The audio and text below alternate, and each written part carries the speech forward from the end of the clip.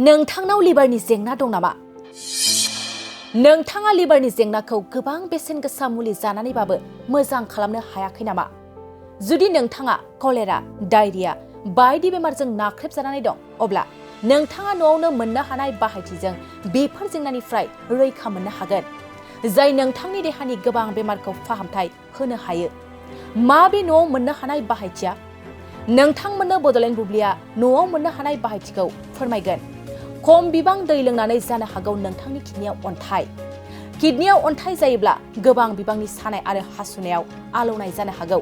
न'नि बाहायथिया नोंथांनि बेफोर जेंनाफोरखौ बोस्रांनो हायो। बे बिथिङाव नोंथांनि जेंनाखौ फाहामनो थाखाय नोंथाङा बाहायनो हायो फातगाजा बिलाइ। फातगाजा बिलाइखौ खानानै देनानै सोमना लोङोब्ला नोंथाङा नोंथांनि जेंनानिफ्राय उदां जानो हागोन आरो लिभारनि जायखिजाया जेंना आरो किडनियाव अन्थाइ लोगोसे जन्डिसनिफ्रायबो नोंथाङा रैखा मोननो हायो। लोगोसे गगा मोननायजोंबो गोबाव सम भुगिनांना दंब्ला फातगाजा बिलाइनि बिदै लोङोब्ला मोजां मोनो। देहायाव बबेबा मोनसे जायगायाव दुखु मोनोब्ला फातगाजानि बिलाइखौ देग्लिनानै फुनना लायोब्लाबो गाहाम जायो। गोबां थै खारथायखौ थि खालामनो आरो थै नाला गोथेनायखौ सुस्राङो फातगाजा बिलाइनि बिदैया।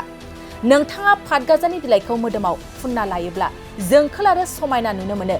कलेरा, डायरिया आरो थै गैयै जानायजों मोगा-मोगि जानांदोंब्ला फातगाजा बिलाइनि बिदैखौ लोंनो हायो। फातगाजा बिलाइनि बिदै लोङोब्ला माखासे बेमारफ्रा गानायनि मिजिं थायो। गोजोन्थों।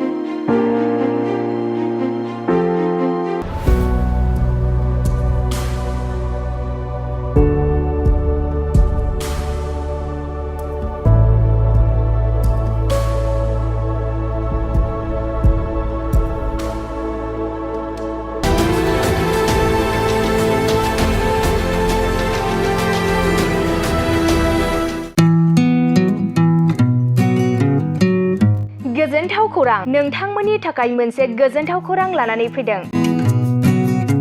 उदालगुरि जिल्लानि सिङाव थानाय डिमाकुसि नोगोराव नोंथांमोननि थाखाय अरदाब दा बड' किटचेन मुंनि गंसे गोदान हटेला गोजोनथाव खौरां लानानै फैदों। नोंथांमोना बे अरदाब दा बड' किटचेन हटेलाव साहा, कफि, आइसक्रिम, फास्टफुड, आखाइजों बानायनाय ग्रिन टि, न'आव बानायनाय आसार, गाइखेरनि एन्थाब आरो ओंखामजों जेरै अमा, दाउ, बोरमा, साम', खुसिया, अमा गोरान, नाफाम बायदिसिना बर'नि ओंख्रिखौ बे अरदाब दा बड' किटचेन हटेलाव जानो हागोन।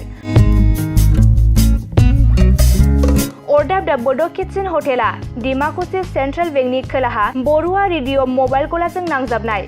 सोरबाफोर अरदाब दा बड' किटचेन हटेलाव बायदिसिना जामुं आदार जानो थाखाय सिगांग्रो अर्डार हरनोब्ला नैबे 8135967290 जामबुं नाम्बाराव कल खालामनानै बुकिं खालामहरनो हागोन।